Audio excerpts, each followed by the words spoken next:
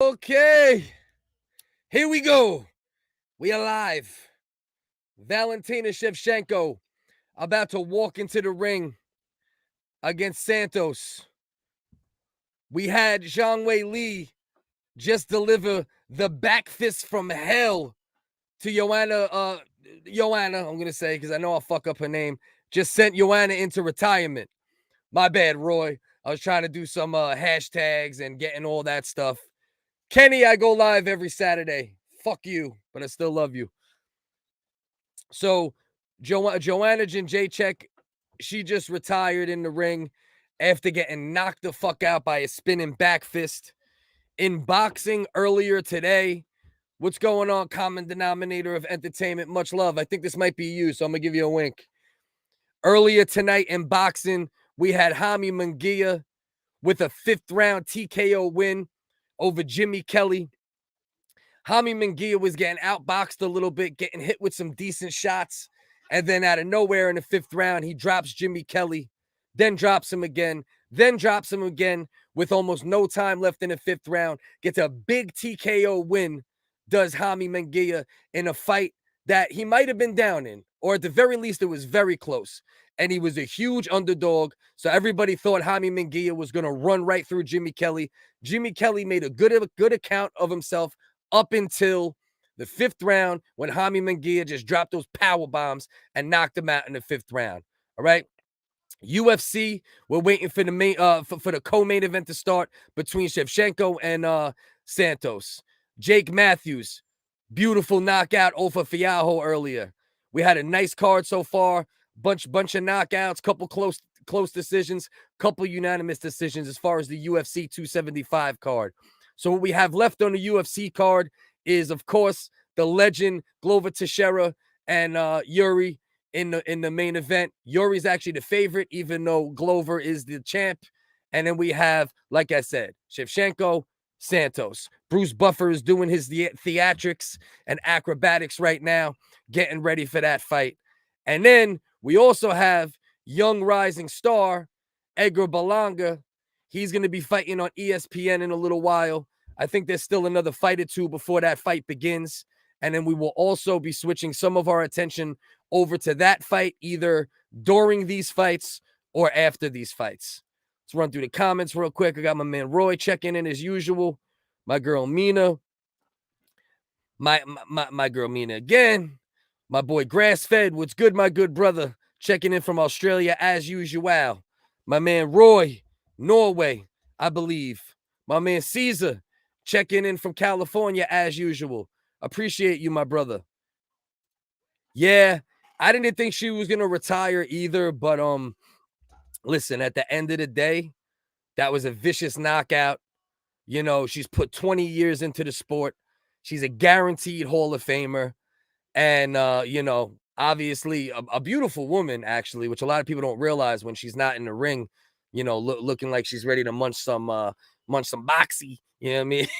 Joanna's actually a very beautiful woman. She has I'm sure she's been smart with her money from what I've heard. She made some good investments, and hopefully she'll have a great post-fight, career and business opportunities. But one of the greatest female MMA fighters of all time, for sure. And obviously wish her nothing but luck in her retirement. Yeah, man. She dropped the gloves, son. She dropped the gloves. She said, that's it. My man, Bill Simmons. All right. So we got Shevchenko versus Santos about to start. I believe Santos is 19-1. Obviously, Shevchenko, one of the greatest female MMA fighters of all time. If not for Amanda Nunes, those are her two main losses.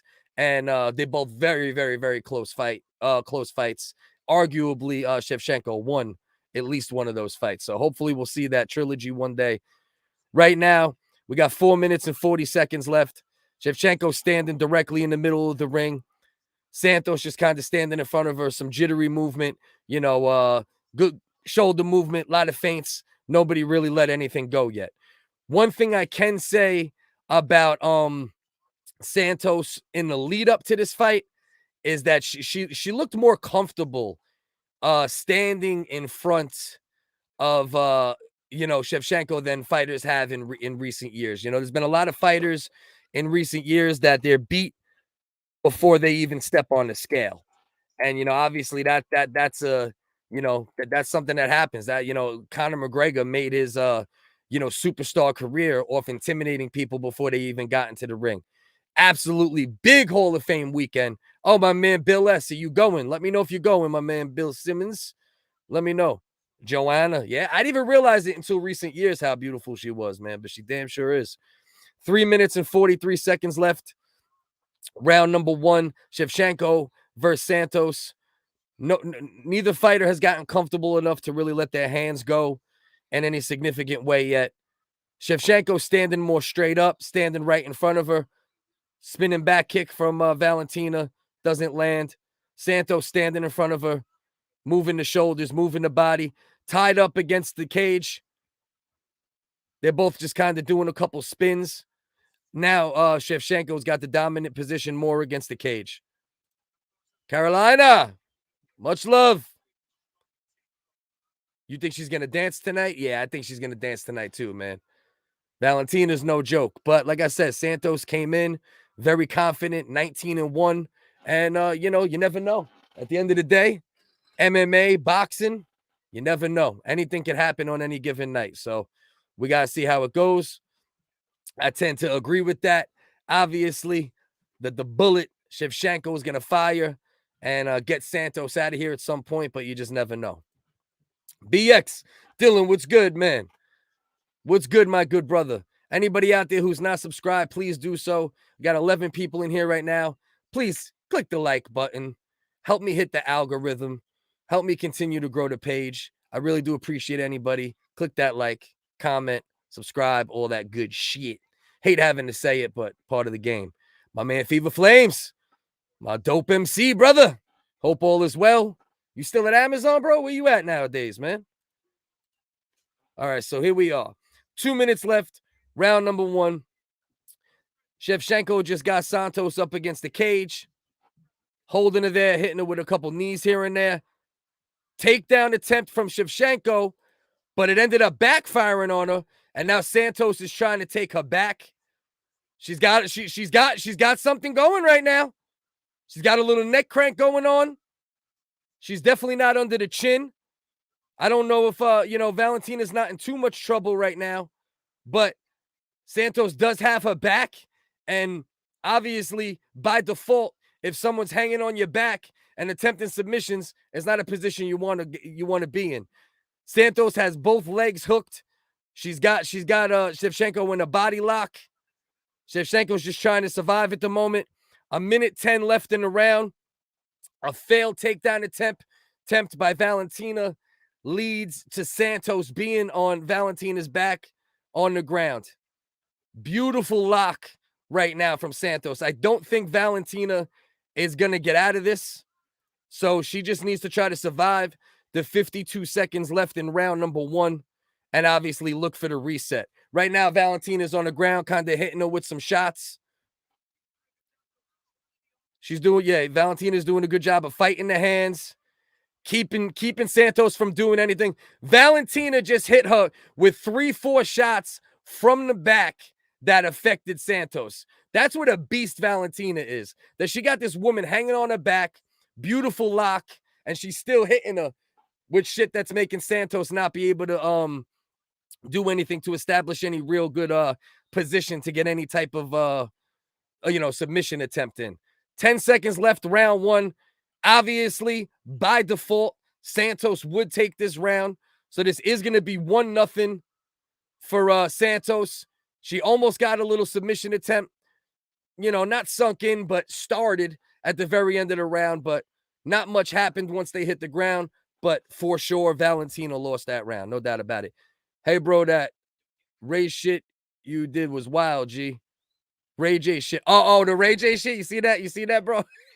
Yeah, anybody check my page. I don't know if anybody knows this, but Ray J put out major support to the gay community, which I support. And then there was some other extra audio that came out, and you might want to check that out. You know what I mean? Mina.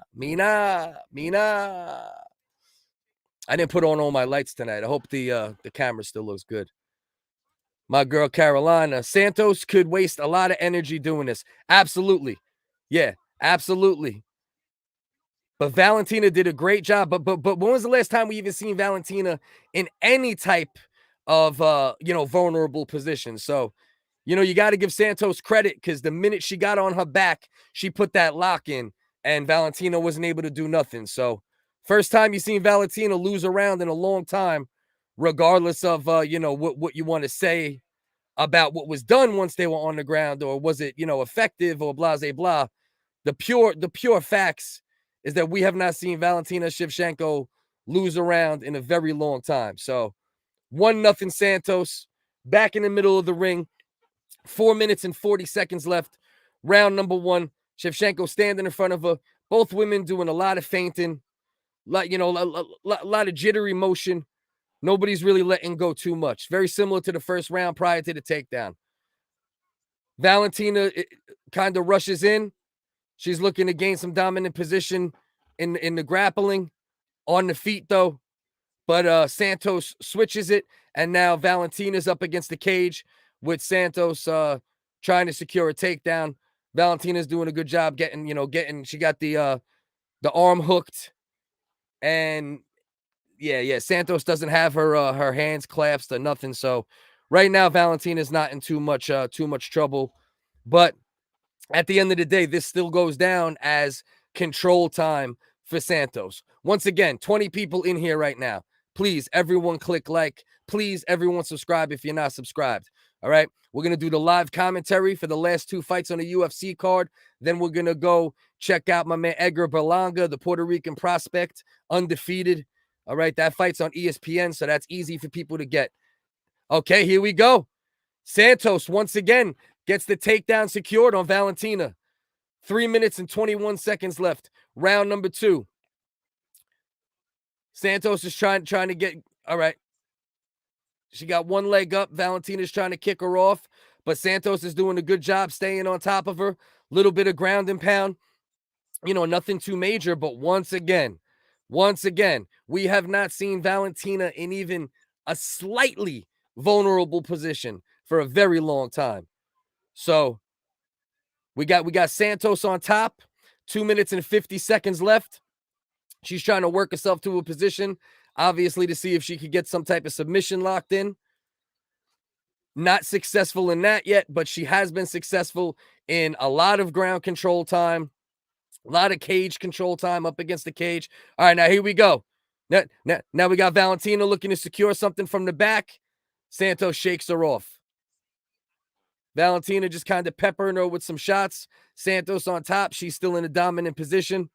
She's stacking up control time as we speak. Hey, listen. Sometimes you gotta land the kidney shot. Sometimes you gotta punch a bitch in the pussy too. You know what I mean? Sometimes these things happen, Mina. Sometimes these things happen. It's just the game. 2 minutes left. Round number 2. Once again, Santos having a great second round. She had a bunch of control time on the ground in the first round, had Valentina's back for the last couple minutes of the first round, and she's been on top of Valentina probably for the last 2.5, 3 minutes of the second round.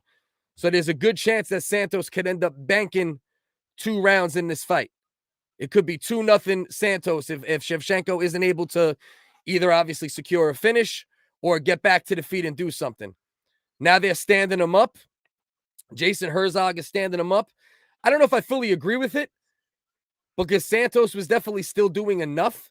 There was enough activity where I don't know if they should have stood them up, but regardless, they stood back up. Minute 10 left, middle of the ring. Shevchenko obviously still has a chance to land some, land some nice shots, get a takedown, possibly take the round back. But at the moment, it's looking like Shevchenko could be in a 2-0 hole going into the third round, which is something we have not seen for a very long time. All right, takedown for Valentina. She's around Santos's neck. Now she's trying to get to the back. And once again, Santos, beautiful reversal of position, and she's back on top of Valentina. 36 seconds left in the second round. Santos once again on top, piling up ground control time. And listen, it's going to end up being 2-0. Am I tripping or these fighters put thumbs in assholes? Yeah, Yeah, listen, sometimes, you know what I mean? Sometimes it happens, bro. You know what I mean? Sometimes it happens, my brother Caesar. So here we go. 13 seconds left. Round number 2. Santos, due to takedowns or failed takedowns from Shevchenko, has landed on Shevchenko's back, has also landed on top of Shevchenko, and she now has 2 rounds in the bank. And wow, not something we've seen in a long time. Now you're gonna have Valentina. You're gonna have Valentina. I'm gonna put this little light on here. I think this will help a little bit. Now we got Valentina in a position she hasn't been in a really long time. Down 2-0. That means she might have to take some some chances. Obviously, if she wins the next 3 rounds, she wins 3-2. Simple math. So she doesn't have to go out and do anything too reckless or or too crazy at the moment. But if she starts to become, starts being at risk to lose this 3rd round, then she's going to have to open up. And, listen, you never know. In those positions, you could even end up getting finished. Even the dominant fighter, the better striker, so wow. I don't know how many people saw that coming, but without a doubt, as my man Roy said right here, 2-0 Santos after 2 rounds. So now the veteran, one of the female goats of the sport, accomplished kickboxer, accomplished MMA, or was it Thai? She might have came from Muay Thai originally, right? Shevchenko. But anyway, the legend hasn't lost in years. Only person she's lost to in recent years, Amanda Nunes, down 2-0. Now let's see what we can do here. 4 minutes and 50 seconds left. Round number 3. Valentina Shevchenko, for the first time in a long time, with her back against the gate a little bit. Chang put her thumb up Boogie Woman's asshole for 30 seconds. Yeah, she damn sure did. Yeah. Okay, here we go. 4 minutes, 28 seconds left. Round number 3. Little low kick for Santos. Little kick up the middle from Santos. Low kick from Shevchenko. Little jab from Valentina. None of these shots really landing too much. But, okay, nice little overhand left from Shevchenko. That one landed a little bit. 4:07 left. Round number 3. Santos looking very confident. Shevchenko walking it down. Leg kick up high on the thigh. Didn't really land, but, a little bit of a score. Okay. Nice spinning back kick from Valentina to the body of Santos. At the moment, it's looking like Shevchenko's best path to victory and changing the momentum of the fight is to keep it on the feet. Because so far, Santos has had the advantage when it went to the ground. A clear advantage so far at the moment. A lot of it had to do with position and, the way the takedowns were executed, whether negatively or positively. But Shevchenko ended up having a back taken, and she had Santos on top of her for a good amount of the second round. So here we go. Takedown for Shevchenko. Santos right back to her feet. 3 minutes and 14 seconds left. Round number 3. Back to the middle of the ring, standing on the monster sign. Shevchenko being a little more tentative than you would normally see. Obviously, if you're looking down the pipe of 2-0 ground control time, getting stacked up by Santos, you want to be careful because you don't want to open up with the stand-up and give Santos an opportunity to get another takedown and stay on top of you. Little body kick from Santos. Middle of the ring, right on the monster sign. 2 minutes and 40 seconds left.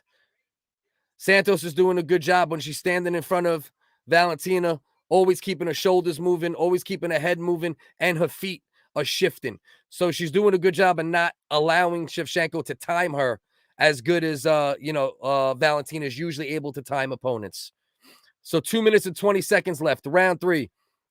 Santos in the more dominant position up against the cage. Shevchenko hanging on, got the hook under the one arm. Nothing really being done right now by either woman. But once again, Santos is in the controlling position. Santos is the one that is going to win this round again if Valentina isn't able to do nothing. Not that she's doing much, Santos, but Valentina hasn't done much this round. And once again, Santos is the one. Another takedown. Beautiful takedown for Santos. She's trying to take Valentina's back again with 1:40 left in the round. Plenty of time to get something done. Okay, she fell off. She's kind of to the side of Valentina at this point. It don't look like she's going to get fully on the back. She's up a little high, but she's searching. Santos is hunting for some type of takedown right now. I mean, some type of submission right now. Can't really see what's going on. The camera angle's not great, but you see Santos, she's trying to get the arms underneath the chin. Valentina doing a lot of hand fighting, trying to keep her from securing anything.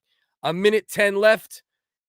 Santos on top, but more of a side position than no. She's on her back now. She's on her back now. Arm under the chin, not under the chin, but kind of like on top of the chin of Valentina. Valentina's in a bad position right now. 55 seconds left. Round number 3. Santos is about to put at least 3 rounds in the bank, and she might also get a submission right now if she's able to get that, slide that arm underneath the chin. But Valentina's doing a real good job of keeping that chin tucked and not allowing Santos to get underneath it. But once again, she's hanging on Valentina's back, and it's not looking good for Valentina. Valentina's going to be down 3-0 unless something crazy happens. So she's going to really have to throw caution to the wind in these last 2 rounds. And obviously that can make it a very interesting last 2 rounds. 19 seconds left. That's that shit. Had me tripping, Roy. Yeah. You ain't lying, bro. She had a whole thumb up that booty too. It wasn't even a little. There was a little fucking, there's a little corn on that shit when she took it out. All right. That's it. End of round 3. Santos, dare I say it, dominating Valentina Shevchenko right now. Not beating her down, not whipping her ass, but dominating right now. Okay? Who the fuck thought they were going to be saying that after 3 rounds? I want to see the ground control time. I would not be surprised if through 3 rounds we're looking at least 4 or 5 plus minutes of ground control time. And that's also not going to include cage control time, which Santos has also had quite a few minutes of that. So, man, Valentina's going to have to do something different if she wants to win this fight. 3 rounds in the bank for Santos, unless we have a blind judge. So we got to see what Bullet's going to do to respond to this, because Santos has done a great job with the takedowns, taking her back, ground control time, cage control time. Anybody in here, if you're not subscribed, please click subscribe. I go live every Saturday for the most part, but probably not next Saturday because it's one of my niece's graduation party, so I'm probably going to that. But click subscribe if you're not subscribed. Click the like, show support. Help me continue to grow this channel, and I'll be able to provide even better content more consistently, especially once I'm monetized, because then I'm going to be an even bigger whore. I appreciate y'all. 4 minutes and 50 seconds left. Round number 4 with Valentina getting dominated. Dare I say it, but it's a fact. Not getting beat up. Dominated, though. Nice little body kick for Valentina. 4 minutes and 34 seconds left. High kick for Santos. Didn't land, but she's standing right in front of Valentina, and Valentina just does not. She hasn't unlocked it yet. And you've seen this sometimes with Valentina. She'll take a round and a half sometimes, but it's very rare that you see, oh, beautiful head kick from Valentina, and then a shot behind it. Where was the groin kick? She kicked in the pussy. They stopping it for a pussy kick. What kind of shit is this? Whoever seen a fight stopped for a pussy kick? All right, let's see what we got. Let's see what we got so I can see if I can really see this right now. Big clash of heads in the 4th round. The fight's being paused right now with 4 minutes and 14 seconds. Santos's eye does not do good. It'd be a shame to see the fight end this way, and not Valentina won't even get a chance to make the comeback. And if it don't go 4 rounds, I believe it would be a no contest, and actually Santos would end up getting robbed. Then Valentina has to take some risk. She has to. At this point, she has to. 3 minutes and 50 seconds left. Round number 4. Shevchenko looking to keep, beautiful little inside elbow from Valentina. Santos has a mean knot over her right eye. It happened due to headbutt. Oh, beautiful straight left hand from Valentina. She's starting to open up a little bit now, but she's gonna have to finish her. Finish her or have at least one 10-8 round. That's her only path to victory at this point.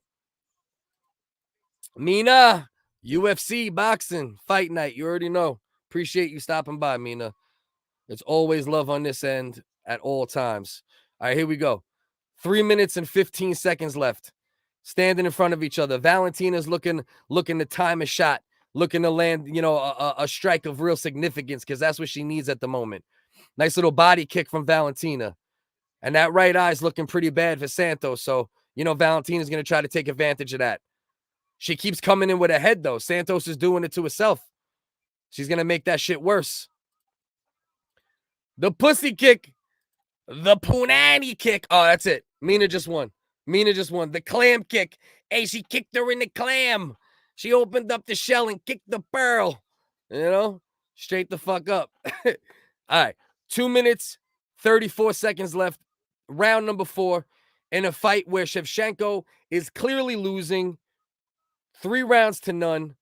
I would give this round to Valentina so far, but unless she has a 10-8 round, she can't win on points at this point. So she needs a 10-8 round or she needs a stoppage to keep her dominance going. Nice little combo from Valentina. She let her hands go with a little shoe shine and finished it with a left kick up top. Subscribe if you're not subscribed. Click like if you didn't already. Appreciate it, y'all. 2 minutes left. Round number 4. Shevchenko's opening up a little bit. She knows she's down on the cards. Just landed a decent little right hand. Santos responds with a little kick to the body. Little front kick to the knee for Santos. Low kick from Valentina. Oh, beautiful, beautiful. Missed on the right hand, followed with a beautiful left hook did Valentina. Low kick from Santos. Another nice little low kick to the knee from Santos. Nice little shoe shine, right hand, but then the left hand came behind it with a little more pop on it. Minute 23 left. Round number 4. It's going to be 3 rounds to 1, even if Shevchenko wins this round. So I only got my GED, but what I do know that means is that she needs a knockout or a 10-8 round to win the fight at this point. Minute 7 left. Reset, back to the middle of the ring. The headbutts are crazy between these two. These two both at the same time just keep moving forward and clanking. You can tell Shevchenko, she's still waiting, though. She's waiting too much. She's waiting for the perfect shot. She has to let her hands go. She's being too patient from round 1. This isn't like just now that she's down 3-0. Shevchenko has been way too comfortable in this fight. I don't know if it's her being tentative or if she sees something in Santos that she knows she has to be more careful. And, from what we've seen as far as the takedown time and all of that, that could be what it is. She probably wants to avoid another takedown, so she's being a little more scarce with her hands. 20 seconds left, round number 4. Santos just gets another takedown. So now we know why Valentina is being a little more careful in this fight. Because when you let your hands go, if you have an experienced wrestler, jiu-jitsu practitioner in front of you, they know how to time at some point within when you're throwing or right after you get done throwing. They know how to time those takedowns well. And that's what Santos just did at the very end of the round. It will not be enough to steal the round. It's definitely 3-1 Santos over Valentina at this point. Her right eye is almost completely closed. Listen, we're going into the 5th, so the fight's not going to be stopped due to it. But what can happen still, especially knowing that Valentina is down a little bit right now, that right eye is so closed that you're not going to see all the shots coming from it, especially if you can get a looping punch or a high head kick. You can land that at the right moment. That right eye's not open. It could be good night, but she still got some sight through it, it looks like. They're working on it in the corner. Santos versus Valentina, co-main event. We're going into round number 5. 3 rounds to 1 Santos. There's no other scorecard that makes sense. Jason Herzog bringing in the doctor for a minute. Take a look at the eye. It looks like she can still see a little bit. The doctor's fine with it. Santos continues. Round number 5. Valentina either needs a 10-8 round, and that will make it, would that make it a draw at that point, or a finish? Otherwise, she's losing this fight. Her reign will come to an end, at least for the moment. I'm sure she'll get an immediate rematch, and she'll probably come out with a different game plan, because this game plan tonight, I don't know what she's doing. She's been way more stiff tonight. She hasn't bounced on her feet as much tonight. Just a little bit strange performance from Valentina tonight, but we might just need to give Santos all the credit for that. So here we go. 4 minutes and 30 seconds left. Round number 5. Both women standing on the monster sign. Beautiful low kick from Valentina. She dug that shit in. But Santos, once again, hasn't backed up once this entire fight. Not one single sign of intimidation from round 1 to now. Oh, here goes Valentina. Nice little combo. Ends it with a beautiful right hand at the end. Once again, Santos, okay. Valentina goes for the takedown.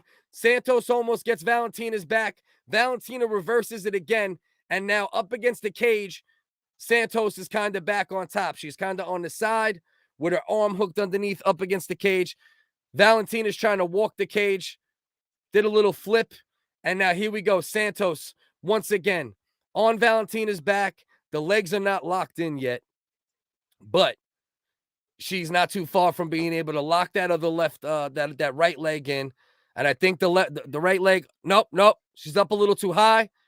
Valentina looks like she's going to be able to shake her off. But Santos does a really good job, even when she looks like she's up too high, of readjusting position. Okay, back to her feet. Valentina's back to her feet, standing in front of Santos. 3 minutes and 15 seconds left. Round number 5. Valentina Shevchenko for sure is down in this fight. At this point, she needs a knockout. Very unlikely she's going to get a 10-8 round unless, clips her with a couple shots, gets a couple knockdowns, could change the fight. She just hit her with a little combination. It looked like Santos might have wobbled for a little second, but she needs Santos to do more than wobble at this point. You need more than a wobble. Valentina Shevchenko might lose her title tonight if she doesn't do something very different in the last 2 minutes and 43 seconds. Anybody in here right now, please click subscribe if you're not. Click the like button. Help me reach more people. Appreciate y'all. Okay, Valentina goes for the takedown, secures it. 2 minutes and 30 seconds left. She's on top of Santos. Over close to the cage, kind of the right-hand side of the cage. I don't know why she's looking for the submission at this point. If I was Valentina, I'd just be trying to open up with those kicks, with the hands, and try to get her out of there. But you never know. You got 2 minutes and 10 seconds left. If she could secure a submission, obviously, doesn't matter. A finish is a finish.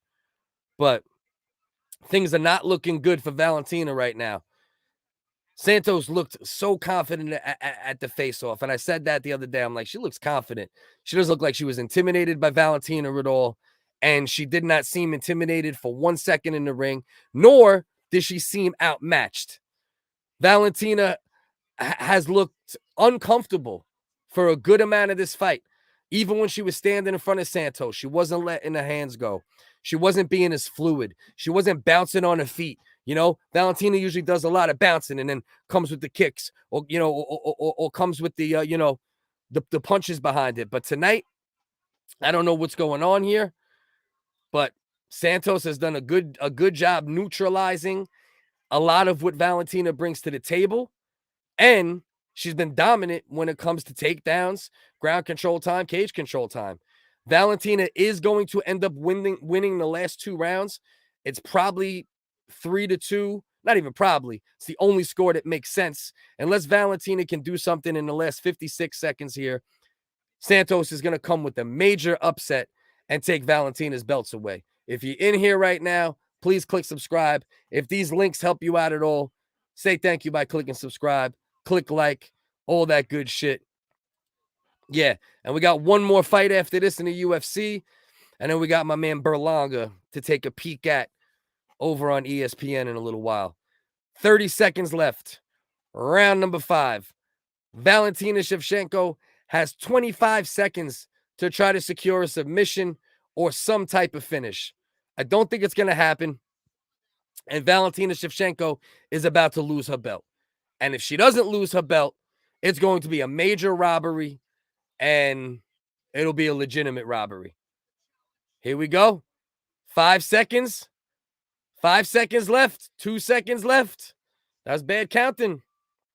It's a wrap. Why are you putting your hands up? Valentina, why are you putting your hands up? You just lost, bitch. Put your goddamn hand down.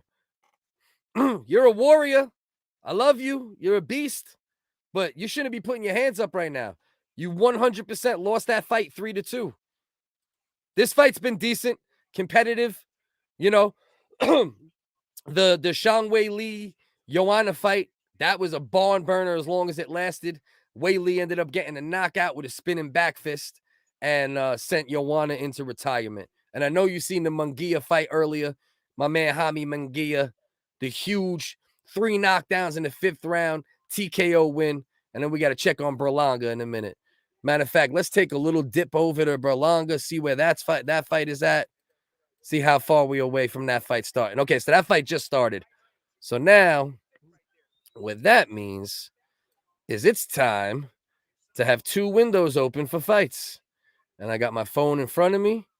And then I'm going to keep the Berlanga fight right here. Berlanga, one of the toughest tests of his career against Angulo. He keeps stepping his, competition up. Young phenom. I believe he had 23 knockouts to start his boxing career. Then he had a couple harder fights in a row. Actually got dropped, not in his last fight, but the fight before. That fight just started on regular ESPN. There was 1 minute left in the first round. Then we have Valentina Shevchenko versus Talia Santos, I believe is the way to say her name. And with ground control time, with making Valentina a little bit uncomfortable, without question, Valentina should lose this fight 3-2. There is no doubt about it, Caesar. There is no doubt about it. Fuck all that. Let's see what we got here. Without a doubt. Let's see. 48-47, Shevchenko. They better not rob this chick right now. Let's see.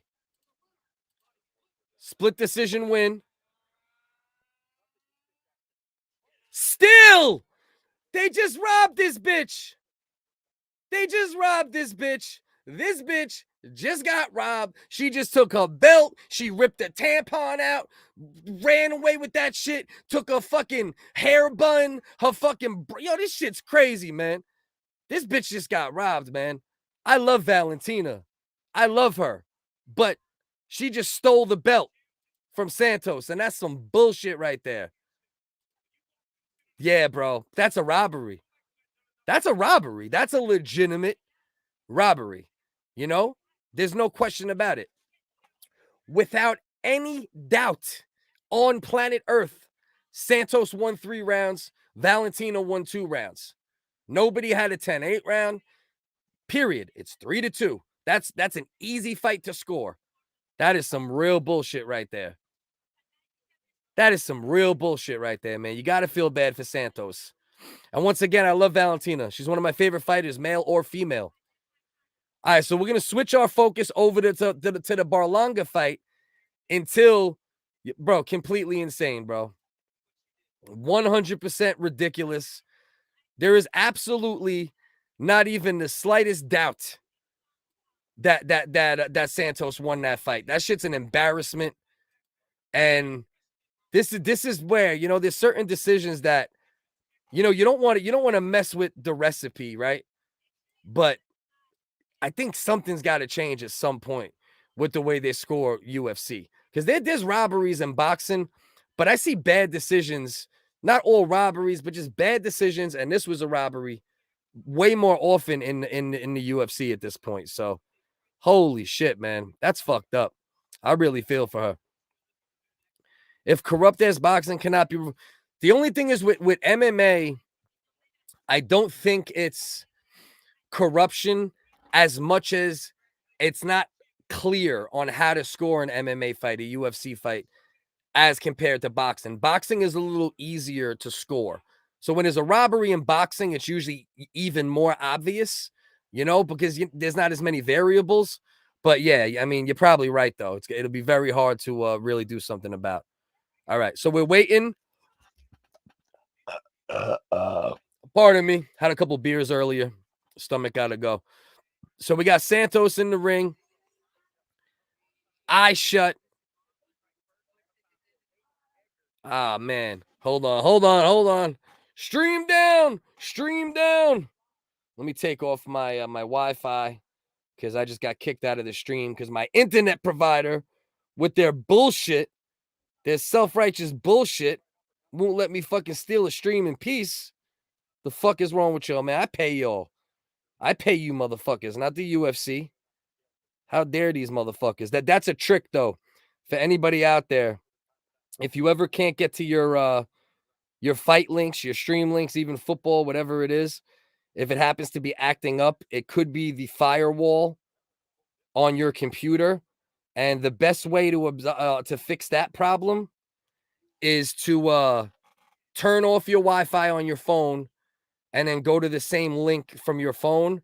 And usually that would, fix that issue. And that's what I actually literally just had to do right now. Let a brother steal a stream. Just let a brother steal a stream, man. Come on here, All right. So round number 2, ESPN. We got Berlanga versus Angulo. The knockout phenom in Edgar Berlanga. Right now, he's working good off the jab. If Berlanga wants to be the special fighter he has the potential to be, he has to up the boxing skills a little bit. Because you can have all the power in the world, but you also have to be able to stand in there and be slick and use your footwork. And, power only will only get you so far, unless you're Deontay Wilder. It got you as far as it could possibly get you, But Berlanga, very young, a lot of time to add on to his skills. So, it's obviously not no panic or anything like that. The kid's still on the come up. He's still won every fight he's been in. Still started his career with 21 knockouts in a row or 23 or whatever crazy shit it was. And as far as the UFC, we are in between the co-main event and the main event. So we're gonna shift focus back to Teixeira versus Jiri once that fight starts. Anybody in the comment section, if you guys want to leave any questions or anything, and that'll help me when there's dead air. When the fights aren't on and I can't do the commentary, I can answer those questions here and there. Right now, Glover Teixeira in the back, moving his hands around. He'll probably be coming out in a couple minutes here. You can see they already got the main warm-ups in. This is just them moving around a little bit before they actually come out. Yuri's doing a little more actual work right now, doing some pad work with his coach, hitting the pads, some punch combinations, and then finishing with head kicks. It's looking like that might be something he wants to do. Jiri, only his 3rd fight in the UFC, has taken the UFC by storm in the past, year or so. Very fast to a title, which doesn't happen often in the UFC. But this is also a guy who the UFC wanted to sign a couple years ago, and he said, no, I'm going to keep doing what I'm doing, and I'm going to come to the UFC when I really think I could beat all the champions. And now he's here, and this is his first, first shot at the title. So let's see what he could do against the legend, Glover Teixeira, who in his last fight became the oldest, 42 years old, the oldest first-time champ in UFC history. Not the oldest champ in general, but the oldest first-time champ in UFC history. So, beautiful, beautiful accomplishment. Happy to see Glover Teixeira get it. You also might be happy to see Jiri win because he could be the future of the light heavyweight division. I've been sparring with Clubber Lang all day. You fucking stupid. My man Beetlejuice, thanks for tapping in, brother. Love you, bro. He is a savage. There is no question about it. The savage from the Howard Stern show. It's actually him. No doubts anymore, motherfuckers. How dare you? How dare you question my man Beetlejuice? UFC should have open scoring. Yeah, I listen, there's a large part of me that wouldn't mind seeing open scoring for boxing as well. At least after a certain amount of rounds, why should these fighters not know where they stand in a fight? If you're about to get robbed, can I get a warning shot at least? Can I at least know, Oh, for real? I'm down right now after I think I'm up. I couldn't agree more. I think they should have open scoring for the UFC immediately. And I also think that it should be a consideration for boxing as well. Tex better watch out. He might get his belt snatched. Bro, you ain't lying. You ain't lying, bro. Yuri is no joke, man. Yuri is one of the top. Jiri, how you say his name properly? You probably know, Roy. Help me out here, man. So open scoring, grass fed, and they do it in some states in boxing as well. I've seen it done before. What it does is after a certain amount of rounds, they'll let you know what the score is. They'll give you the judges' scorecard. So if it's 4-4 after 8, 3-3, 4-2 after 6, whatever the fuck it might be.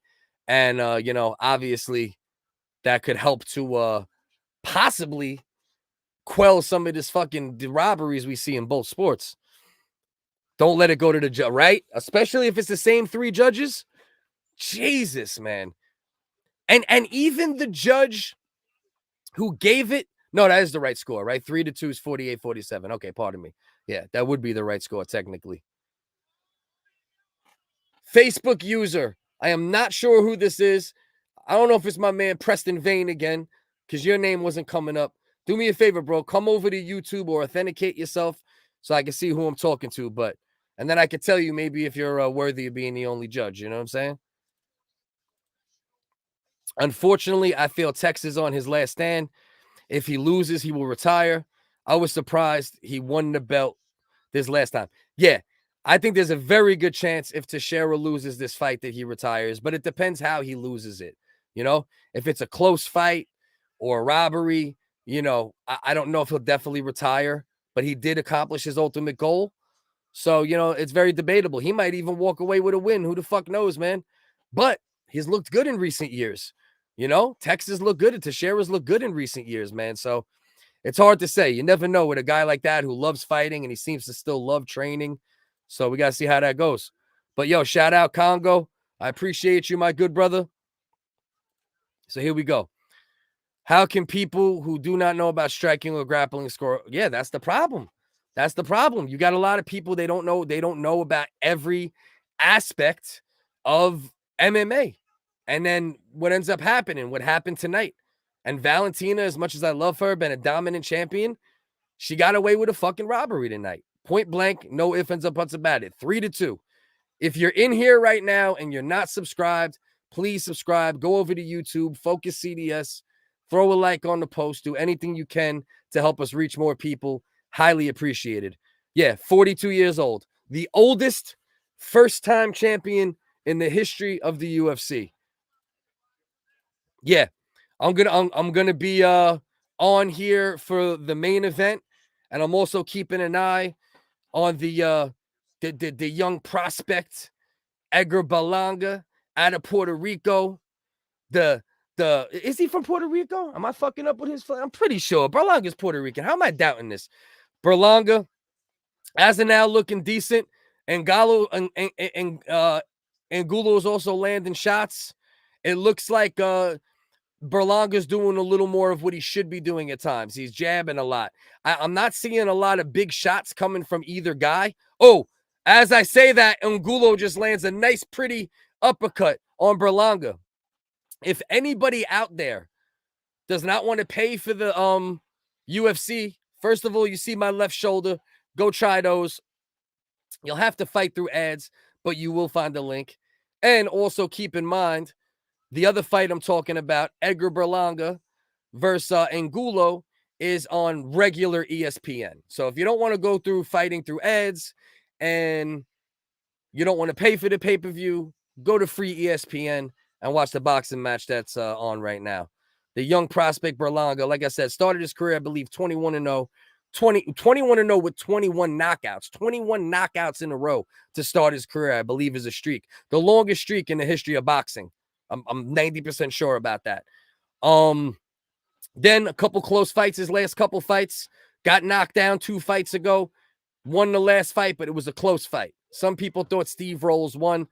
I don't agree, but as the competition has stepped up, Berlanga hasn't looked quite as good yet. That's at the moment. He hasn't looked quite as much like a phenom.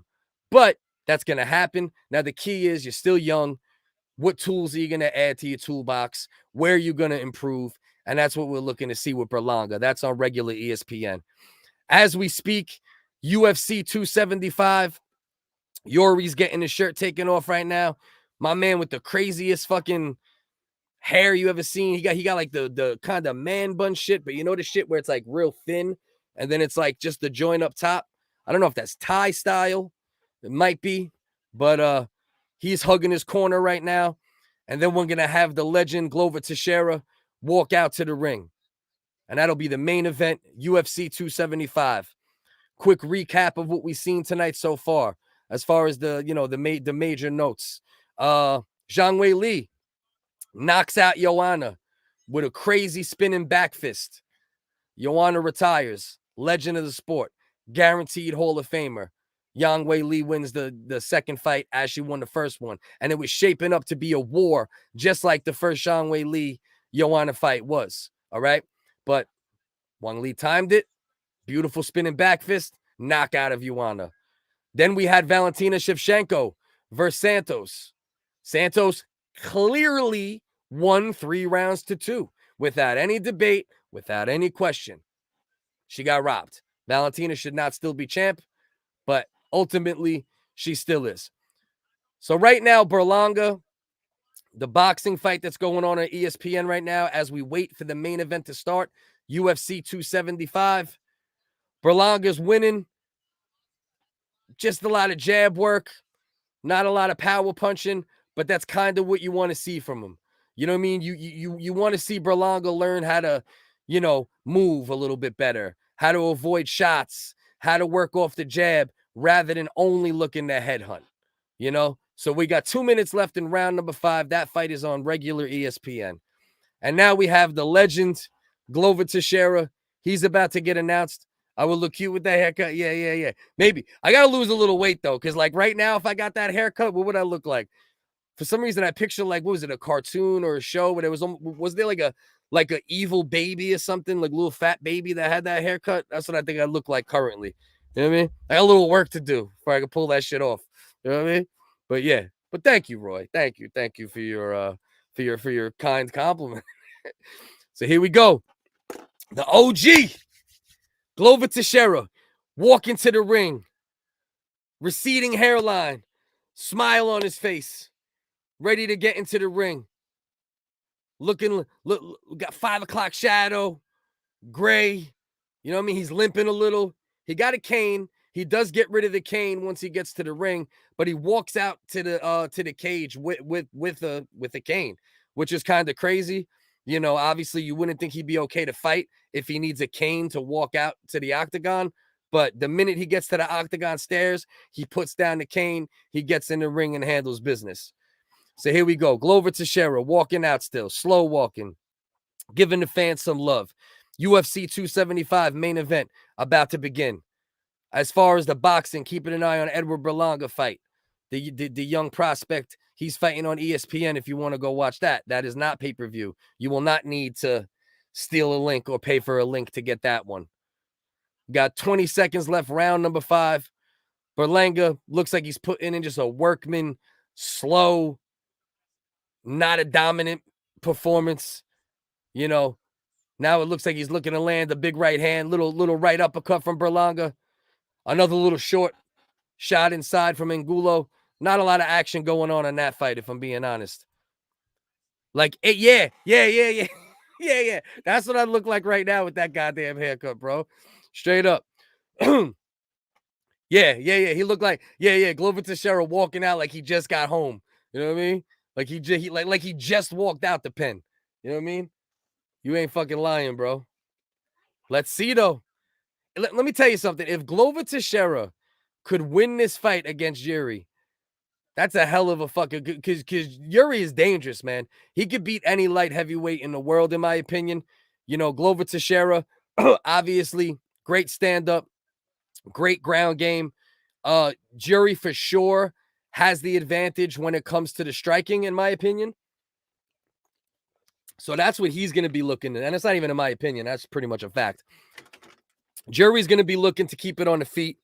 Teixeira might engage him on the feet, But I think Glover's best path to victory is either getting a takedown and getting some vicious ground and pound in, or getting a takedown and looking for a submission.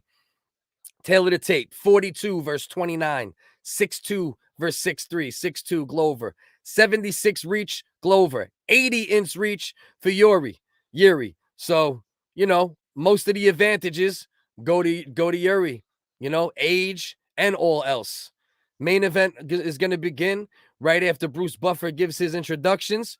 You got Berlanga versus Angulo. The fight is very close. Both men, the same amount of lands. Both landed only 33 punches through 5 rounds.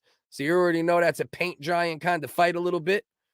But Berlanga got dynamite in his hands. So at any moment, he could let one of those big right hands go and end this fight, or make it more interesting at the very least.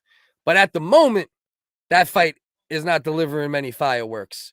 2 minutes left, round number 6 for that fight. As far as UFC 275, let me move this. I'm about to burp. Give me 1 second, ladies and gentlemen. You can hear that burp from a little further away. Went to a Texas Roadhouse earlier to eat, drank a few beers, so Wigger got to empty his stomach. All right, let's go here, fucking Bruce. Get this done. Let's see what we got here. Let's see if Glover Teixeira, at 42 years old, can defend his belt. Let's see if Edgar Berlanga on the boxing side can do something to set himself apart in this fight versus Angulo. 1:10 left, 6th round. Very slow-paced fight going on between the two light heavyweights. Bruce Buffer is now introducing Yuri, I believe. Probably about a minute and a half away from that start fighting. My girl said Bruce Buffer's jacket looked like it. Yeah, Bruce Buffer looking like a devil. Yeah, you ain't lying. And then he's doing all that crazy shit, them facial expressions and all else. So here we go. UFC 275 main event. Seconds away from beginning. Edgar Berlanga fighting a very boring. And I don't like to say boring about fights, right? Because guys step in the ring, they're giving it their all. But neither guy is doing anything to set himself apart. They're kind of both going pity-pat for pity-pat. Round number 6. That fight could be scored any direction because no guy has really set himself apart from the other. So we're going to keep a little wandering eye on that fight, especially being that it's been pretty, anticlimactic or whatever you want to say so far.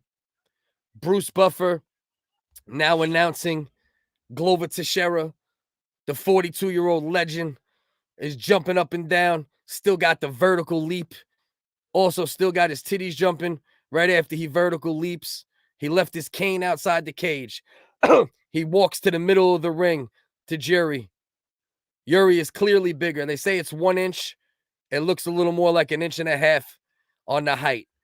Yuri has a 4-inch reach advantage, and that could play a major part in this fight because he's an elite striker, and he strikes from very awkward angles, does Yuri. And he comes up with like he'll be in the middle of a scuffle and come up with some crazy inventive way to throw an elbow or a kick or a knee.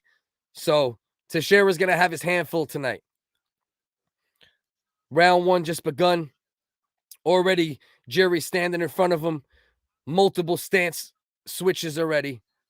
Flicking the right jab is Yuri. Very fleet-footed stance. Looking to explode at any moment. Body kick from Glover Teixeira. Both guys kind of feeling each other out. Yuri's kind of pouring with the jab. Low kick from Yuri.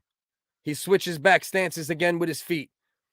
Now he's flicking the jab from the left side. Hopping around. Lot of herky-jerky motion from Yuri, which is always the case. Do me a favor, if you're in here right now, subscribe if you're not already. Click like if you didn't already. Glover Teixeira lands a couple shots. Nothing too major. Oh, nice little pop in left hand from Yuri. Yuri's looking for that knee. He's looking to hop with that knee. Teixeira better be careful. Yuri is a very inventive striker. very fast, very awkward. Glover Teixeira is on the leg of Jiri, looking for the takedown, secures the takedown. And now he's on top of him. Little ground and pound from Glover Teixeira. Jiri trying to close the guard a little bit. Pull Glover Teixeira close to him. Where we at in the round? 3:31 left, round number 1. Glover Teixeira on top of Jiri, up against the cage. Prochazka, yeah, I'll stick with saying Jiri. The last name's a little much for me right now. You know what I mean? We'll stick to Jiri. Right now, Glover Teixeira on top. Had Jiri up against the cage. Couple nice elbows. Nice left hand from Glover Teixeira. In a dominant position. 3 minutes and 4 seconds left. Round number 1. Jiri looking to get to his feet, using the cage to his advantage. Glover Teixeira looking to lock something up as he's standing up. Looking to either get a little neck crank in or get under the chin. So far, he's not able to lock it in. It looks like Jiri might be able to get up right now, but now Teixeira's doing a good job. Standing over him, putting his weight on his back. Now Jiri's back on his back. Glover Teixeira is in perfect blowjob position at the moment. Actually, they're in 69. Okay, they're out of 69 position. Now Glover Teixeira got some side control going on. Jiri's using the cage, looking to see if he could use his feet. Maybe flip himself out of the awkward position he's in. And the awkward position is Glover Teixeira's old saggy balls at the moment. Up against the cage. If you're not subscribed yet, please subscribe on the way out. If you leave or if you stay, go do it real quick. Please click like, subscribe, all that good shit. Appreciate any and all support. 2 minutes and 6 seconds left. Round number 1. Jiri's back to his feet. Standing in front of Glover. Bouncing around. Switching his feet stances. He just did a jumping knee and then threw a jab on the way out. And then kind of kicked him and spun as he was walking away the other time. Body kick from Jiri. Glover Teixeira answers with a little right hand, misses with a left hand. Okay, Glover Teixeira landed some nice little shots, little left hook, right hands. Nothing's landing completely flush, but he's throwing. And he's looking for the takedowns all night. He almost secured another takedown. Jiri spun out of it, and now he's on top of him. Right now, he's on top of him, landing ground and pound. Another nice right hand. I'm watching the Berlanga fight over here. Edgar Berlanga just went to bite homie's face. I am not being facetious. I'm not making it up. Is that the right way to say that word? Edgar Berlanga almost just took a bite out of Angulos Cheek. Angulos Cheek. I ain't even lying. I was just watching that shit on the other screen. My man just took a bite out of his cheek almost.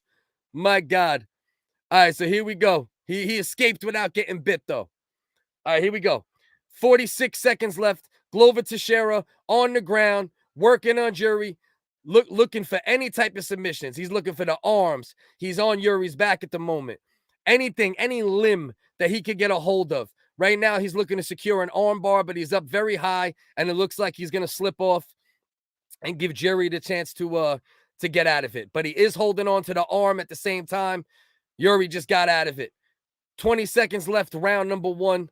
Definitely a Glover Teixeira round based upon ground control time, submission attempts, takedowns, and such. Little ground and pound from Jiri at the end of the round. 9 seconds left. Elbow. Glover Teixeira on the ground, getting ground and pounded a little bit. Just ate a whole bunch of shots to finish the round. End of round number 1. Jiri did some decent work at the end of the round, but a clear round for Glover Teixeira. Yeah, he landed some good shots in that round. I ain't gonna lie. Cass, much love, Cass. Hope all is well on your end. Up. It's time for a wink. I know who that is. Much love. Person who I will not name. My man Cesar Perez saying, what up to Cass? What up to Roy? So we're in between rounds number 1 and 2. For the main event, UFC 275, Glover Teixeira versus Jiri Prochazka, I believe is how you say his name, but I'm not going to say it much. As far as the boxing, I'm keeping an eye on that while we're in between rounds on the UFC. We have a close fight. 8 rounds in, minute 22 left in the 8th round. Berlanga is getting very frustrated in this fight. Not enough activity. Angulo is frustrating the shit out of him because Edgar Berlanga just tried to take a bite out of his cheek. Not his booty cheek, his cheek, but still. You know what I mean? If he tried to take a bite out of his booty cheek, that would be worse than the cheek. But still, you're not supposed to bite any type of cheek in boxing. You know what I'm saying? There's my wink. There's my wink. I know who 18-wheeler is. I know who that is. All right, here we go. 4 minutes and 42. Well, okay, we got fight stopped for a second. Little eye poke, I believe. Caught the end of it. Yeah. Got hit with a little eye poke, did Jiri. 4 minutes and 40 seconds left. Round number 2. Should be 1-0 Glover Teixeira. But after what we've seen in the Valentina fight just now, I don't know how we could say anything at this point because we just watched Valentina rob that poor girl. Angulo landed some good shots against Berlanga. Teixeira versus Jiri. 4 minutes and 20 seconds left. Jiri standing in front of him, being awkward, looking to land a shot from an awkward angle. Looking to stay on the feet. Glover Teixeira, at any opportunity so far, has looked for a takedown. Jiri just almost landed a front kick right to Teixeira's face. 4 minutes left. Jiri is so awkward, bouncing around, almost just landed a crazy knee.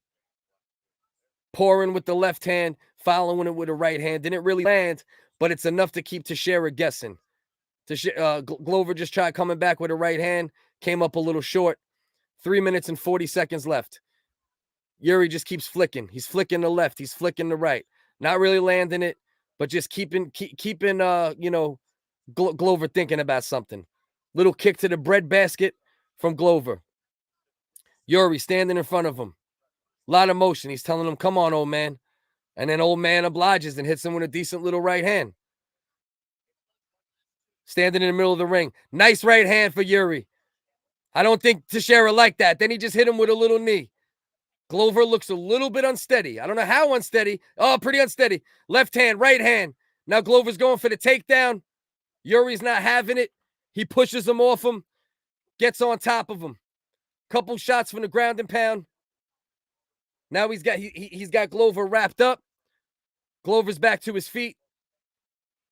Both standing up towards one of the corners of the octagon. Right hand uppercut. 2 uppercuts from Jiri. 2 minutes and 40 seconds left. He definitely hurt Teixeira in this round. Oh, beautiful left, beautiful right hand. Looking to put a knee up to his head, but came up short on it. Teixeira looking game, but his shots are looking a little labored at this point. And he just tried a takedown attempt, did Glover, and it didn't look good. Now here goes Jiri. Tie clinch, knee, spinning back fist. Glover Teixeira just landed a couple nice little jabs. Jiri just responded with a couple jabs. Glover Teixeira looking for another takedown. Jiri does a good job of avoiding that one. Round number 2, big round for Jiri. 18 out of 37 to 8 of 19 from Glover, and not to mention he hurt him multiple times as well. Jiri looking for the jab and then looking for the little short elbow behind it. Minute 50 left. Round number 2. Big round for Jiri so far. Definitely his round unless Glover could do something to change it. Landing big shots again. Left hands, right hands. Little flick and jab. Little knee. And then Glover looks like he hurt Jiri. Jiri got a little crazy, kept coming in, got clipped with something, dropped him a little bit. Now Glover's on top of him. He's on his back, not fully. Now he's mounted on the front. Got Jiri up against the cage, hitting him with a couple nice shots, and now he's looking for the neck. Okay, nothing underneath there yet. Just getting some ground control time right now for Teixeira. Ground and pound, big right hand, another big right hand from Glover. Got Jiri up against the cage on his back. Full control at the moment for Tex right now. Hell yeah. Hell yeah, bro. Feels like a barbecue fight. You know what I mean? He got out of jail. The uncle, Tio Teixeira, went to the barbecue, and now he's beating up on one of his nephews who had a couple too many Modelos. You know what I mean? 43 seconds left. Round number 2. Glover Teixeira on top of Jiri. Hard round to score because Jiri came out, had a big, big first 2-3 minutes of the round. But then Teixeira, about a minute and a half ago, turned it around, dropped him. I don't know if he was dropped from being off balance or the shot, but either way, dropped him. got on top of him, good ground and pound, and now he has full control, full mount, 13 seconds left, huge ground and pound from Teixeira, right up against one of the corner posts in the octagon, big elbows raining down on Jiri, 5 seconds left, round number 2, bleeding, bloody, I don't know. There's a chance that Glover Teixeira might have just stole that round with what he was able to do in the last minute or two.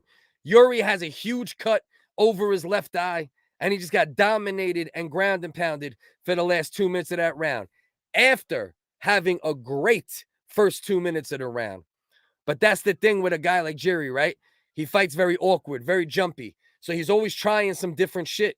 He got a little too crazy, and then Teixeira capitalized on it as he was coming in. So it could be 2-0 Teixeira, or it could be 1-1. Either way, hell of a fight so far. And something to really watch for is Jiri has a very bad cut right along his eyebrow.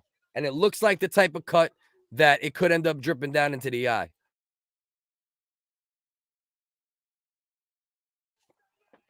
Here we go. Round number 3. Glover Teixeira versus Jiri Prochazka. I can't say these names, man. Roy, I need you to record all like the Scandinavian names or Baghdad names like that. So we got round 10 of the Berlanga fight. It looks like Berlanga is going to come away with a slow, sloppy, jab-heavy victory. A victory is a victory, but as his competition steps up, Edgar Berlanga has not looked quite as dominant as he did. 21-0, started his fight with 21, his career with 21 knockouts. Did the Puerto Rican light heavyweight prospect. That fight is 2 minutes and 27 seconds left. Round number 10. As far as the UFC, round number 3 just began. 4 minutes and 43 seconds left. Nice little left hand right up the middle. Nice little knee to the body. Another left hand. Another right hand. And then Glover Teixeira looks for another takedown. Jiri kind of shakes him off. Glover lays on his back. Jiri says, get your ass back up. They're back up. Jiri bouncing around. Glover just trying to look for the right opportunity for a takedown, in my opinion. I don't think he wants any part of the striking, even though we all know that Glover could catch you with a right hand at any point and put your lights out. 4 minutes and 7 seconds left. Round number 3. Couple of nice little left hands from Jiri through the middle. Ooh, child, you making me nervous. Am I behind you a little bit? Am I about to see a knockout? 3 minutes and 50 seconds left. Jiri standing in front of him, flicking left hands, flicking right hands. A lot of herky-jerky motion, pause, like Jiri likes to do. And same thing, Teixeira looking for a takedown whenever he has the opportunity. Whenever Teixeira has the opportunity since round 1 on, he's been looking for takedowns. Can't blame him. He's in there with an elite striker, an awkward striker.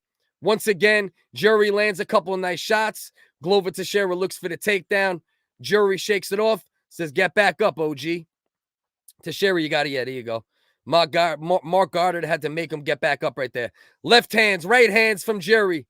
Oh, beautiful knee through the middle from Jiri. Takedown for Glover Teixeira.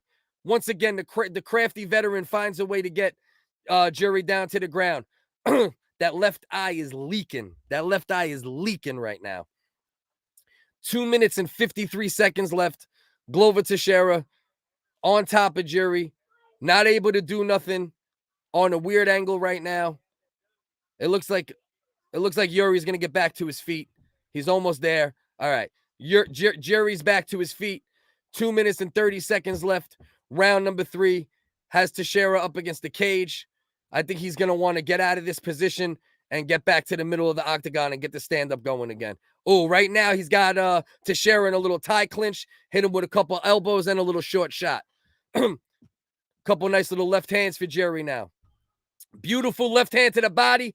Couple shots up top for Jiri. Once again, Glover Teixeira around the waist looking for a takedown. That's clearly his game plan, clearly his path to victory in this fight. So let's see what we got cooking here. 2 minutes left. Glover Teixeira up against the cage. Jiri is just letting go shots to the body. Shots up top. Teixeira's nose is bleeding. Jiri's eye is bleeding. We got a war. Now Glover Teixeira on the ground. Jiri just raining ground and pound. First he was holding his head, hit him a couple times. Now he's raining down left hands. Glover Teixeira is bloody up against the cage.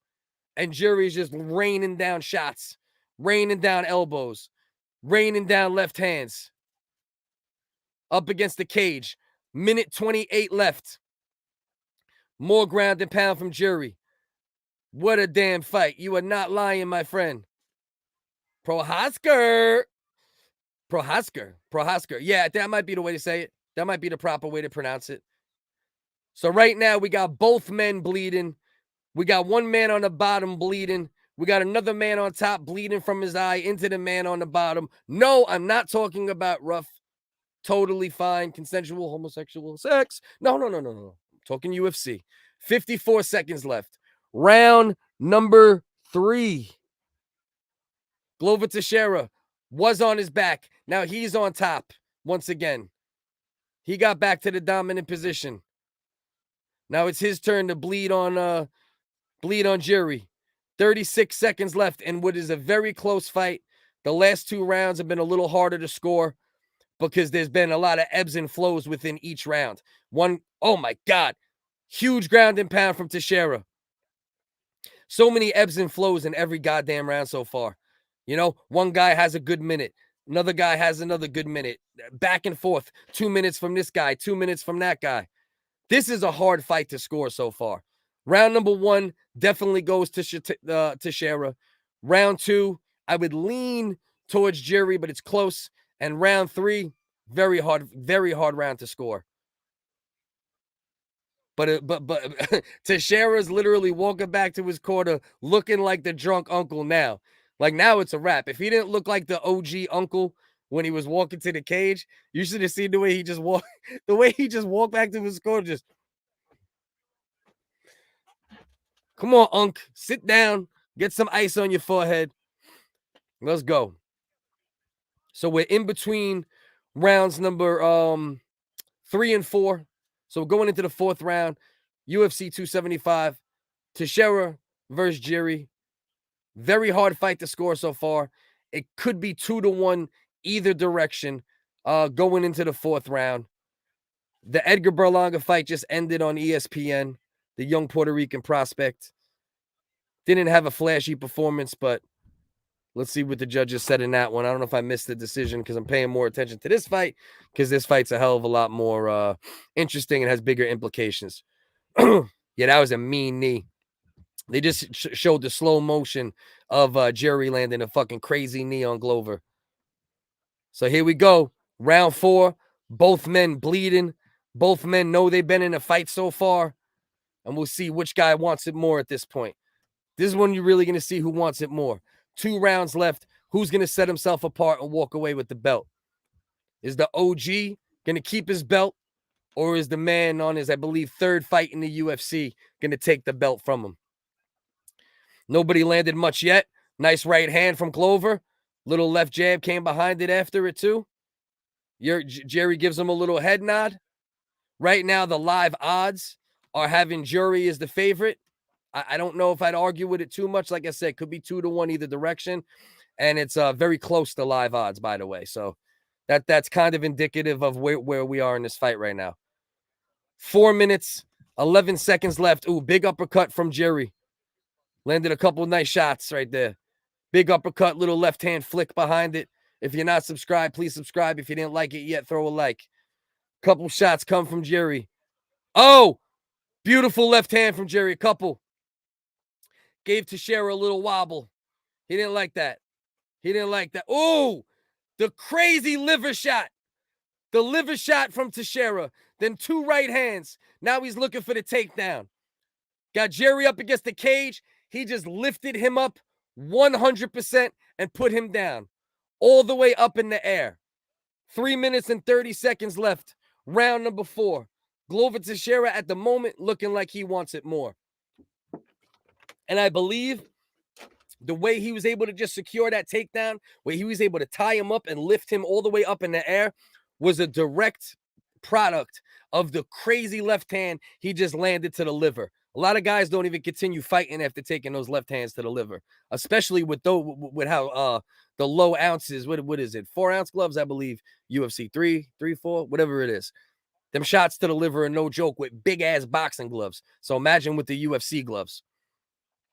2 minutes and 52 seconds. Edgar Berlanga, the Puerto Rican prospect, in a slow, chippy fight, gets the win. I believe he improves to 24-0. Hasn't got a knockout in 3 fights in a row now. That's a little bit of a story because he started his career, did Berlanga, with 21 knockouts in a row. So now it's all UFC. No need to pay attention to the boxing anymore at this moment. 2 minutes, 28 seconds left. Glover Teixeira has been on top of Jiri for a good minute or two now. Yuri's in a bad position. He could sink in this submission and get him out of there, but Yuri's not going to give up. You can tell he's still got fight in him. He's still on his back. He's holding Teixeira close to him, not allowing him to, to really do much except a little ground and pound here and there. Anybody, 17 people, click like, subscribe if you're not subscribed. I appreciate everybody. Minute 53 left. Round number 4. Glover Teixeira vs. Jiri. I'm not saying his last name because I'll fuck it up. Very close fight. Going into round 4, could be 2-1 either way. Right now, Glover Teixeira trying to sink in the choke. Jiri giving a thumbs up. Just switches position. And now here we go again. The ebbs and flows. Minute 30 left, round number 4. Now he's raining down ground and pound on Glover. Left hands, right hands. Straight down the pipe. Shots from the left, shots from the right. Glover Teixeira, like I said, he's bloody. Jiri Prochazka, he's bloody. I usually just say Jiri because it's easier. That shit's too much for me, even though it's a white name. I'm not good with anything that don't sound American. I gotta step my game up if I ever want to do more than just talk to y'all on a live stream. 57 seconds left. Round number 4. Once again, another ebb and flow. Glover Teixeira switches position, sinks in one hook with his leg, looking to get Jiri's back. If he gets that other hook in, Jiri could be in trouble right here. 42 seconds left. Glover Teixeira looking to sink in his left leg so he could get the full hook in. Jiri doing whatever he can to fight the choke. And again, here we go. Another change of position. Now Jiri's back on top. More ground and pound coming down from him. This fight has been back and forth from the minute it started. The only round that was a clear round would be the first round. Glover Teixeira clearly won that round. Every other round after that, I guarantee the significant strikes are close. The takedowns are close. And we got ourselves a hell of a main event going on right now. 5 seconds left. Little more ground and pound from Jiri. Raining shots down on Teixeira. Both men bloody as fuck. We're going to be heading into round number 5. UFC 275 main event. Man, this is a hard fight to score. I could see this fight being 2-2 either direction or 3-1 either direction. That's how close this goddamn fight is. This shit could be 2-2 or it could be 3-1 either guy. This has been a war from the beginning bell. Glover Teixeira doing a better job with the takedowns, and when he gets the takedowns, doing more damage, more submission attempts. Jiri having more success when they're on the feet. Obviously, he's the better striker, the more creative striker, and he has also done a good job with the ground and pound as well. So you couldn't ask for more from two fighters. Glover Teixeira, 42 years old, main event, trying to defend his belt and doing all he could. Round number 5 begins. Jiri puts his hand up. Says, "Get over here, OG." Hell of a fucking fight. Glover Teixeira telling the crowd to make some fucking noise. Both men hug in the middle of the ring. I can make a wigger cry. I make a wigger cry. Here we go. Both men standing on the monster sign. Now Jiri backing up a little bit. Touching him with the right hand, but not quite a jab, just kind of giving him a little touch. And he's looking to explode, obviously. That's his game. Touch you with something, then explode. Uncle Mex made that young buck. He's stupid as fuck. Oh, shit. Big shots from Teixeira. Big shots. He just hurt Jiri bad. What the fuck are you doing? Why would you do that? Why would you do that? He just hurt Jiri, had him horribly hurt, had Jiri, whatever the fuck his name is, dude with the weird hair, my guy, Jiri, horribly hurt, almost out on his feet, and then tries to pull guard on a choke. Why the fuck would you do that, man? Tries to pull him down into a submission when you got the man hurt? Come on, Glover. But that just tells you he knows what might be coming back on the feet. That's the problem. This whole fight that's been the problem. Yeah. Man, this is one of the hardest fights to score, for real. Both men back to their feet. Jiri looks like he's recovered from whatever shots he took from Teixeira. Hits Teixeira with a little nice 1-2. Teixeira answers. Now he's flicking, Jiri's flicking some light shots. Teixeira trying to come over the top with the right hand. Glover is looking to land another big right hand. Jiri is looking at least a little bit tired, if not hurt still. He might be hurt still. I might have been wrong. Left hooks from Teixeira, little right hand, looking for the takedown. The fuck are you looking for the takedown for right now, Glover? This man is hurt. He's tired at the very least. I think if Glover wanted to right now, he could sit down on one of those right hands and finish the fight. But you have to be aware of what's coming back from Jiri, and that's the problem with that. Uncle Dana, should Ellis Island, those weird names. Jiri Pro. Nah, fella, your name John Peters. Yeah. Can we colonize these fucking names? Even though these would be the colonizers, my man Jiri. But can we colonize the colonizer? Can we go for that? Glover Teixeira now getting the better of Jiri in the stand-up. 2 minutes and 25 seconds left. Left hand from Glover, right hand from Glover. Once again, Glover goes in, tries securing the takedown. Secures the takedown. It'll go down as a takedown, but Jiri almost got back to his feet right there. Up against the cage, back to the cage. If you're in here right now, please like if you haven't. Please subscribe if you're not. Much love. Please subscribe. Please like. Appreciate y'all. 1:58 left. Glover Teixeira versus Jiri Prochazka. Okay, we got Glover Teixeira on top in the dominant position. 1:47 left. 1:44 actually. Holding Jiri's hand, looking to get the ground and pound. Nice little left hand coming in on a ground and pound. Referee's in, just kind of watching.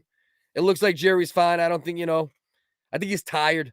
It looks like at this point he might be a little hurt from the shots, but more than anything, he's looking like he might have dumped his gas tank at this point. He might have blew his load, so to speak. You know what I mean? 1:17 left. Okay. Jiri does a little slick move, gets Glover Teixeira off him.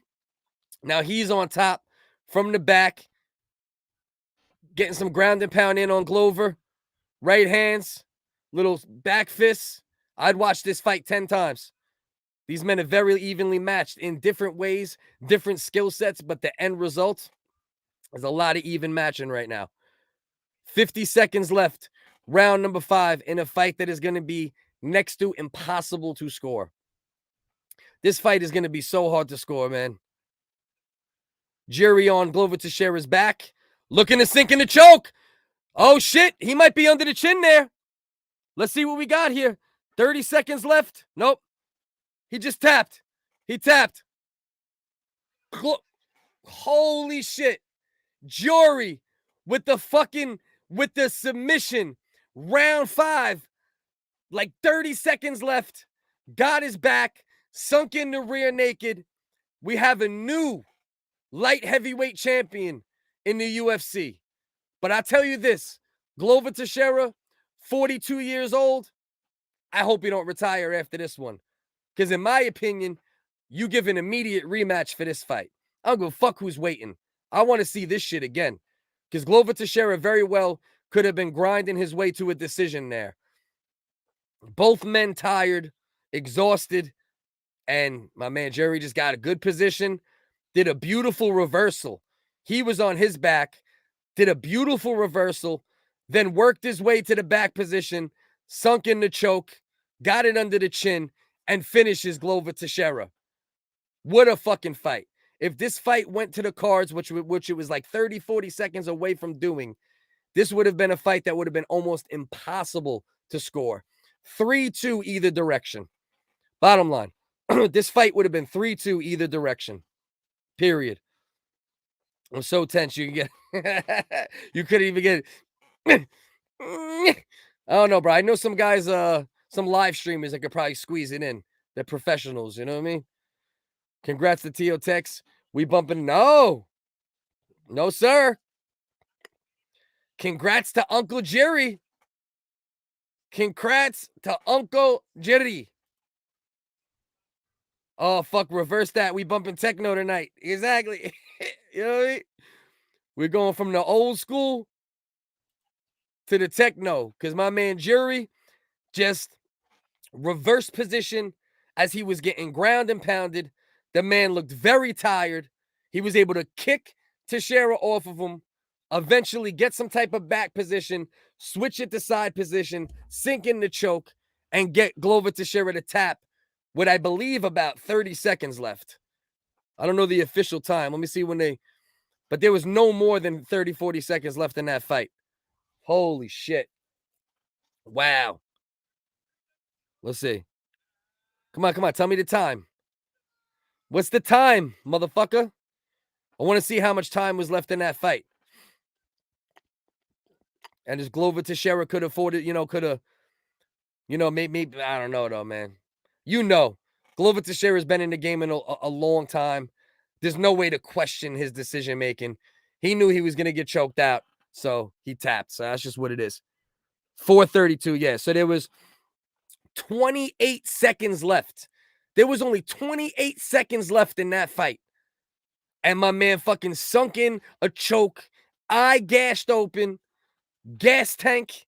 Yeah, well, they said 4:32, so that would mean that there was 28 seconds left, right, Roy? Don't quote me, but let me know. Is my GED math adding up there? Let me know, sir.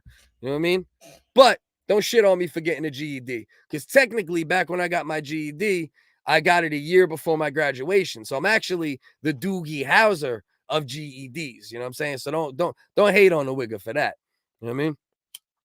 So Jiri Prochazka, whatever the fuck, improves to 29, 3-1, undefeated in the UFC, takes the belt off a legend. Obviously, everyone loves Glover Teixeira.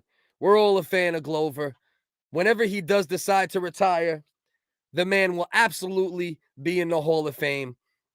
But Jiri, he showed guts tonight because he was very tired in that 5th round. There was multiple times where you seen him get hurt a little bit, whether it was from exhaustion or shots landing. He weathered it. He was getting ground and pounded with only 30 seconds left up against the cage, was able to kick Teixeira off of him and eventually sink in a beautiful choke. Now, the only thing left to see here is if the legend, Glover, Teo Tex, if Uncle Tex decides to retire. That's really the only bit of business left as far as this main event here. You know, give Jiri his flowers. Hell of a fight. If it went to the 5th round decision, either guy would have won 3-2, you know, and you can't say enough, you know, because it was a very close fight. And Teixeira was winning that last round. So if it was 3-2, either guy is probably stood a little bit of a better chance to beat Teixeira at that point. Was 28 seconds. I'm angry. Yeah, man. 28 seconds left. Teixeira saying, hey, give me my love to the crowd. Let me move this away so I can kind of hear and not let you guys hear and not get me in trouble. As of now, it doesn't look like Glover Teixeira is taking his gloves off or anything. I can't listen to the audio because I don't have my headphones on, so I'm trying to see what he says. If the gloves don't come off, then we know he ain't retiring. You know what I mean? And as of now, it don't look like that's the case. If I'm Dana White, you got to give him an immediate rematch. Give him a chance to win that belt back. because this was a razor-thin decision, and Jiri just pulled out a beautiful choke with 28 seconds left, 30 seconds left. He ain't retiring. Glover Teixeira. He said, I'm gonna keep going. He said, fuck all that. He said, Theo Tex is gonna be back. My brother Glover Teixeira. Hell of a performance from both men. Yeah, Dookie Howser. Yeah. He's stupid as fuck. You know what I mean? So yeah, that's what we got tonight. Quick wrap up on tonight's night of events. In boxing, Jaime Munguia, after having a little bit of trouble with Jimmy Kelly, ends up getting a 5th round TKO with 3 knockdowns. Zhang Weili knocks out Joanna with a beautiful spinning back fist. Valentina Shevchenko is on her Russian shit, and she just stole something from Joanna. I mean, not Joanna, from Santos, because Santos deserved to win that fight, you know? And then, of course, the main event here, Glover Teixeira versus Jiri.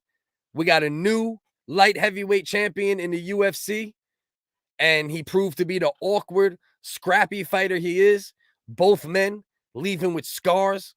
Both men are going to be hurting in every limb and every organ for the next few days. But my man, Glover Teixeira, he's going to be back. And he said he wants to fight on the next Brazil card. As my man Roy just said, I heard Brazil. That's all I heard because I couldn't listen to the audio. Roy, you might have to be my my post-fight guy. Like, you tell me what happens in the post-fight when I don't got the second set of headphones in. So Glover Teixeira will be back. Jiri's the new champ. Jaime Munguia, 5th round knockout. Go look that up on YouTube. Beautiful knockout. Zhang Weili versus Joanna. Huge spinning back fist knockout. You see all those things, right? Original Wiggers, live Wednesday. That's the circus. We just have fun. Satire, improv, just try to make up dumb stories, have fun, talk shit. That's Wednesday on Original Wiggers Comedy channel. You'll see that channel on the Focus CDS channel if you go to my main page. Please subscribe over there as well. Join us on Wednesday for the circus and a whole bunch of fuckery. That's every Wednesday. Join me on Friday with my man Regis. We don't know the name of the show yet. I might just say, fuck it, we'll call it Cliff and Regis. That's comedy mixed with social commentary. We usually pick a subject or two, kind of stick to it, and we have a lot of fun while doing it as well. And then for the most part, every Saturday, I go live for UFC, boxing, fight companions, live commentary, as well as, talk other fight sports news while we're in the mix. That's it. Satire, improv, dumb stories. Tune in every Wednesday. Straight up, is that a good description? Satire, improv, and dumb stories on the Original Wiggers Comedy Podcast every Wednesday. How much would you guys hate me if that's what? Maybe every Saturday when I do the fight sports joints. If I start. And there goes Glover Teixeira with a beautiful right hand. Jiri responds with a beautiful jab. A takedown from Glover. Would y'all hate me? Would y'all hate me if I do that shit? Or would you like that? Do you guys like that weirdo fake voice?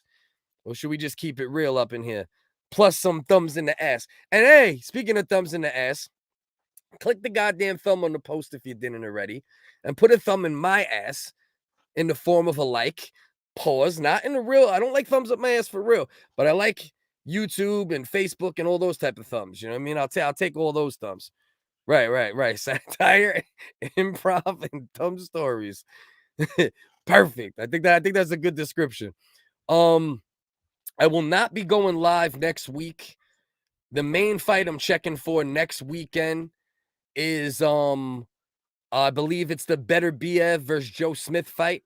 And the winner of that fight could potentially fight Dimitri Bivol, who just fought Canelo. And that would be a unification match in the light heavyweight division in boxing. What I'll do is I'll do some quick reaction videos and pop those up because I have my niece's graduation party next week. So I'm going to my girl's sister's house and all that good shit. So I will not do the live stream for Fight Sports next Saturday. So I'll just upload some videos, some reactions, do what I can. Maybe go live for a couple minutes if I can, if it's towards the end of the night and everyone else is pretty much wrapped up. Call the show. We don't know the name of the show yet. I mean, I might work. Yeah, we don't, or just we don't know the name show, or we don't know the name of the show. Yeah, and maybe do it acronyms. Might do it acronym. What would that be? WDK? Nah, it's too many. You can't have an acronym with like okay. Only the government could have acronyms that are like fucking 14 letters. You know what I mean? Acronyms got to be like 4 or 5 letters at most to really work. But all right, so I'm gonna end this session now, so I could promote this around a little bit. Whoever wants to watch it could watch it. I almost didn't go live tonight because I was with the family and we went out to eat. We seen the new Jurassic Park movie. I'll talk about that a little bit before we leave, since I still got a couple of y'all chilling in here. Satire Sids. Yo, the original Wiggers, aka Sids. Jesus fucking bro. See, now there might be something there. You know what I mean? There might be something there. So me and the family, we went to see the new Jurassic Park movie. Highly recommended. In my opinion, it might be the best one out of this entire series. I don't know if it's the best one in general. It's hard to say that. You know what I mean? But go see the new Jurassic Park. Shit was dope as fuck. I'm going to leave it on that for the most part. We'll do a quick live. I might see who else is live. Hop on their joint for a little half hour, talk a little shit. I also have a show that I'm producing now. It's called Keep Up with an exclamation point. Keep Up Podcast. That's on Instagram. And we're still working out the kinks for the next few weeks. This is the 3rd season of his show, but I'm coming on as producer for this season. So we're going to map it all out. It's officially going to start going live. I believe it's going to be more like of a viral news, like quick, rapid fire viral news show with some opinions and stuff in there. But anyway, I got to record that tomorrow morning. So I'm not going to stay up quite as late. But join us on Wednesday for the original Wiggers Comedy Podcast, a.k.a.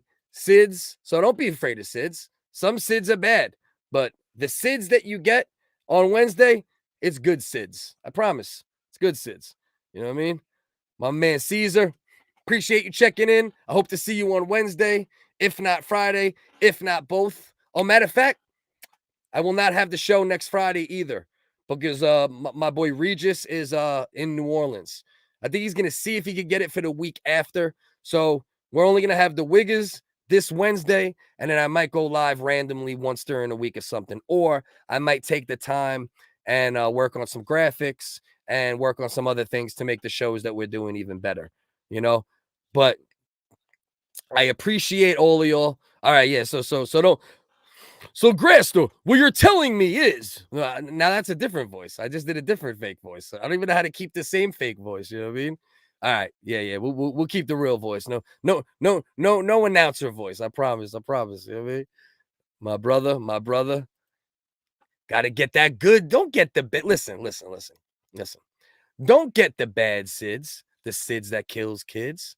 Come get the good SIDS every Wednesday for the original Wiggers Comedy Podcast for satire, improv, and dumb stories. I appreciate y'all. Love y'all. Whoever just tuned in. Hey, listen, Led, even if you tune in for a few minutes, click that like, leave a couple comments. It helps the show. It helps other people see the show. And anybody who's rocked with me from the beginning of this show, thank you. Anybody who's just popped in, thank you. Hope to see you guys on Wednesday when me and Uncle Dust bring the circus back to town.